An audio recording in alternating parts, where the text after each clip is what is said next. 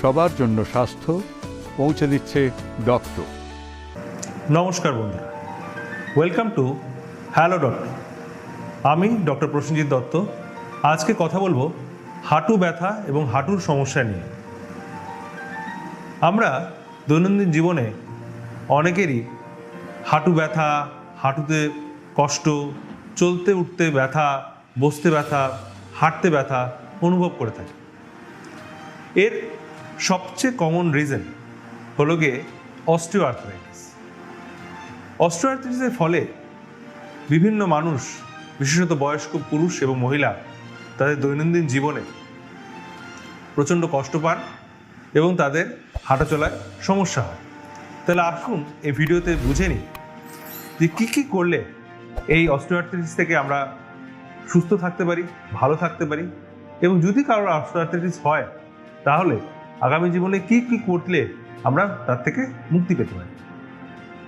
যদি কারোর অল্প অল্প হাঁটু ব্যথা হচ্ছে বা কেউ স্টেজ 1 অস্টিওআর্থ্রাইটিস ভুগছেন, মানে যেখানে হাড়ের ক্ষয় সবে শুরু হয়েছে, সেই সমস্ত মানুষেরা কি করবে? আর্লি অস্টিওআর্থ্রাইটিস বা অস্টিওআর্থ্রাইটিস শুরু হওয়ার আগেই সেটাকে আটকানোর মূল উপায় হলো আপনার যে হাঁটু বা যে জয়েন্টটি আছে, নি জয়েন্টটি আছে, সেটাকে সুস্থ করে তোলা। কীভাবে সেটাকে সুস্থ করে তুলবেন?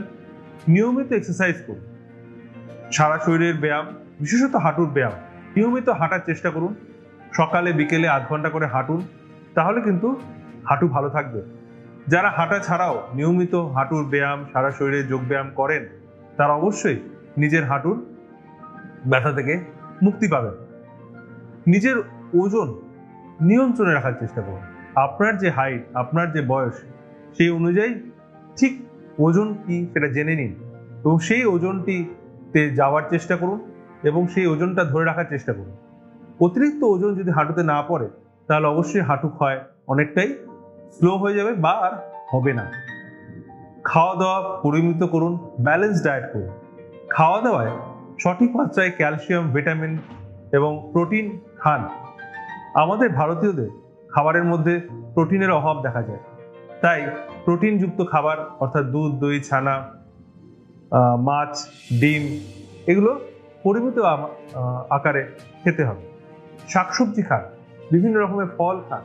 এগুলো খেলে আপনাদের হাঁটু যদি ক্ষয় হয়েও থাকে সেটা কিন্তু খুব তাড়াতাড়ি রিপেয়ার হয়ে যায়। এগুলো যদি আমরা মেনে চলি তাহলে আপনাদের আর্থ্রাইটিস যদি হয়েও থাকে তাহলে কিন্তু সেটা সেরে উঠবে।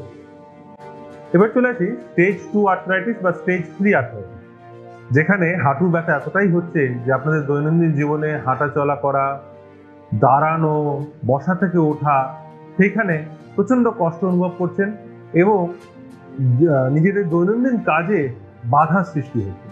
সেই ক্ষেত্রে আপনারা কি করবেন? সেক্ষেত্রে অবশ্যই একজন ভালো অভিজ্ঞ ডাক্তারবাবুর পরামর্শ নিন, তার সাথে কথা বলে ফিজিওথেরাপি, ওষুধপত্র খান, যার মাধ্যমে আপনাদের আর্থ্রাইটিস যেটা অ্যাডভান্স স্টেজে চলে গেছে সেটা কিন্তু অনেকাংশেই আমরা স্টেজ 1 বা ব্যথাটা কমিয়ে অনেকটাই কন্ট্রোলেবল জায়গায় নিয়ে যেতে পারি। যদি ডাক্তারবাবুর রেগুলার চিকিৎসায় থাকা সত্ত্বেও ব্যথা কমছে না, ফিজিওথেরাপি করেও কিছুই সুরাহা পাচ্ছেন না, তাহলে অবশ্যই ডাক্তারবাবুর সাথে কনসাল্ট করুন। এবং আপনারা হয়তো জানবেন যে আমাদের দেশে এখন নি রিপ্লেসমেন্ট বেশ আধুনিকভাবেই করা হচ্ছে এবং অনেক পেশেন্টই যারা সিভিয়ার অস্টিওআর্থ্রাইটিসের আগে ভুগতেন তারা নি রিপ্লেসমেন্টের ফলে খুব তাড়াতাড়ি সুস্থ হয়েছেন এবং স্বাভাবিক জীবনে ফিরে যাচ্ছেন। তাই এইগুলো যদি আপনারা মেনে চলতে পারেন তাহলে অবশ্যই হাঁটু ব্যথা এবং হাঁটু অস্টিওআর্থ্রাইটিস কারণে যে কষ্টে আপনারা ভুগে থাকেন সেখান থেকে অবশ্যই মুক্তি পাবেন।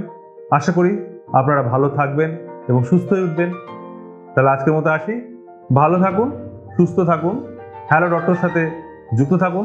আমি ডক্টর প্রসেনজিৎ দত্ত আপনাদেরকে বিভিন্ন রকম টিপস দিতে নিয়মিত চ্যানেলে আসবো, তাই চ্যানেল দেখতে থাকুন এবং সাবস্ক্রাইব করুন।